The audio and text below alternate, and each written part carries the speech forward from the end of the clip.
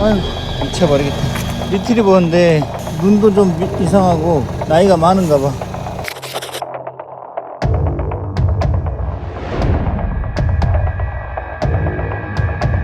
아, 이제 미친 짓 못 해먹겠어. 아, 너무 힘들어가지고. 그래도 뭐 이렇게 해서 살려줘야지 어떻게. 물 좀 먹어. 물 좀 먹어. 아, 얘 죽을 것 같은데. 괜찮아, 괜찮아.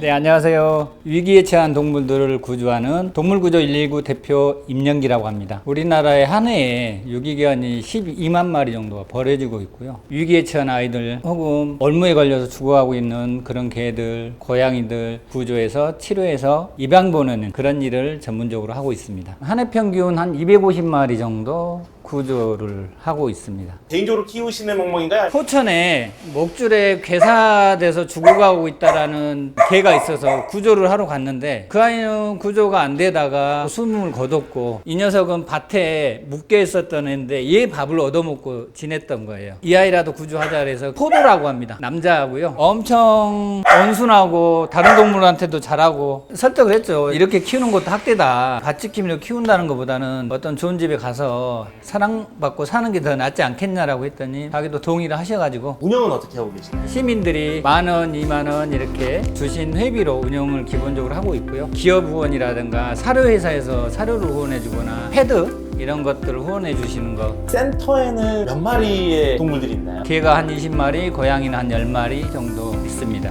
세월호 나이가 왔네? 야, 너도 예쁘구나. 너구리다.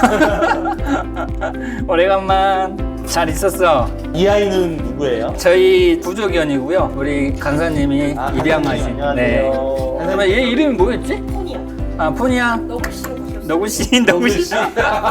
야, 너 오니까는 분위기가 달라졌다, 야. 소송도 하시는 것 같아요. 학대자들에 대한 처벌을 해달라고 하는 고발이 줄을 이루고 동물을 구조하다가 피치 못하게 법망을 넘어서서 구조를 해야 될 경우 제가 이제 역으로 당하는 경우도 있죠. 구조한 아이들 중에 좀 기억에 남는 아이가 있습니까? 5, 6년 전일 거예요. 야생동물 잡는 불법 올무에 걸려서 줄을 한 1m 정도 그걸 질질 끌고 다니면서 죽어가고 있는 백구를 구조해달라는 요청을 받고 이제 출동을 했죠. 알고 봤더니 거기는 올무 걸린 백구와 또 항구가 한 마리 있는 거예요. 항구가 올무 걸린 백구는 먹을 거 생기면 물어다 주고 새벽에는 먹을 위치에 백구를 데리고 와서 먹게 만들고 우여곡절 끝에 먼저 몸에 안 좋은 올무로 걸린 백구를 구조를 했죠. 백구를 구조해가는 모습을 보고 항구가 떠나버려요. 한 4개월 후에 주민들한테 연락이 온 거예요. 항구가 죽었다고.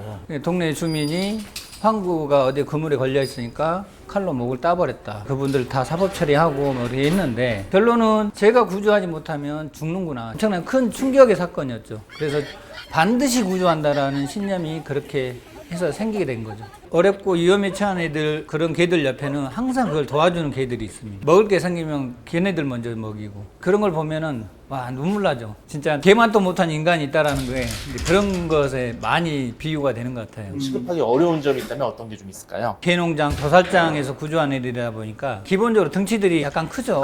트라우마들이 좀 있어요. 그래서 그것을 극복하는데 시간이 좀 걸리고 친근함이나 이런 것들이 확인이 돼야 입양을 보내고요. 입양률이 낮다는 게 이게 가장 큰 딜레마고. 지금 저 아이도 트라우마가 있는 거죠? 엄청나죠. 부천의 도살장이었는데 새벽 한 3시 정도였어요. 도살을 막 진행을 하고 있었고 3마리 정도 죽여서 질질 끌고 가고 있었고 그 상황에서 저희들이 현장에 들어가서 구조를 했던, 도살을 하고 있는 모습을 옆에서 다 보게 돼 있는 구조인 거예요. 개들이요? 예. 지 동료들이 죽어가고 불태워지고 옆에서 다 보고 있었던 거예요. 그 중에 한 마리인 거예요. 막을 쳐놓은 이유가 따로 있으신가요? 이름은 로버트인데 사람하고는 관계가 괜찮은데 다른 개들을 보면 그렇게 공격적으로 보이더라고요. 스트레스 방향은 동료들에 대한 어떤 공격성으로 나타나는 것 같아요. 트라우마가. 위험했던 순간 기억나는 게 있으시면? 위험한 건 딱히 없는데요. 겁이 난다라고 하는 생각은 있었죠. 설틀에 잡히면 보통 개나 고양이나 저한테 주눅이 들기 마련이거든요. 저한테 덤비는 경우가 있잖아요. 2마리, 3마리 들어가 버리면 한 녀석 한 녀석 포획을 해야 되는데 있는데 그럴 때는 막 정말로 사나운 애들은 겁이 나는 경우 있어요. 개 농장 진입할 때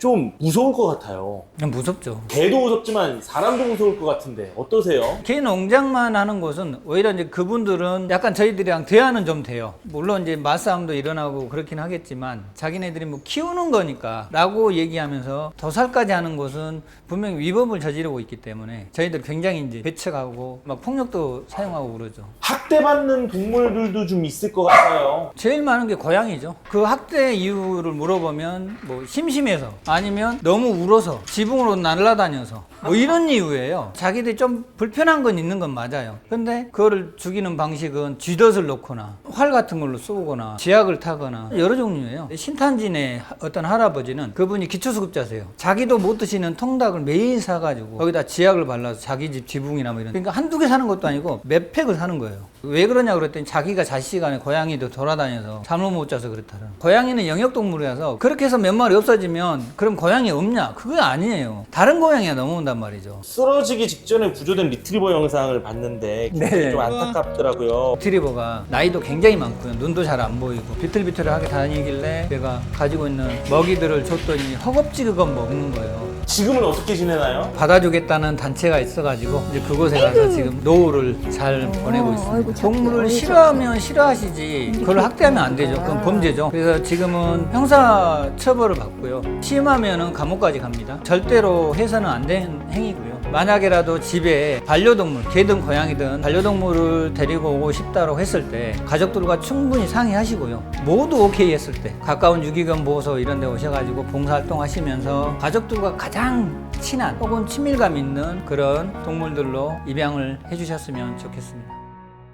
장소 소개 좀 해주십시오. 동물구조 119 입양센터고요. 시민들의 교육회장, 봉사회장, 입양을 할 수 있는 교육 이런 공간으로 만들었고요. 그 안쪽에는 아주 인권과는 상관없는 접지좁은 사무실이 있습니다.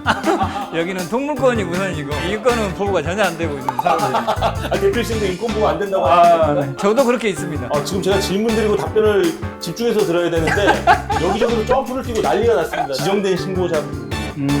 보통 우리나라 이제 동물보호법에 따라서 유기견을 발견하거나 혹은 네. 저 인터뷰 진행하면서 이런 개판은 또 얘기하는데.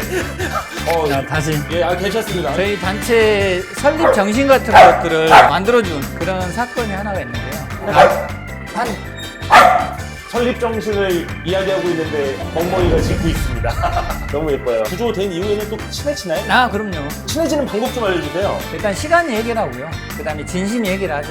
근데 시간과 진심이 안 되는 애들이 있어요. 원래부터 이제 성격이 난폭하거나 무는 경우는 이제 입질 제거 훈련들을 하죠. 그래서 이제 그런 거는 이제 제 유튜브 보시면 나옵니다.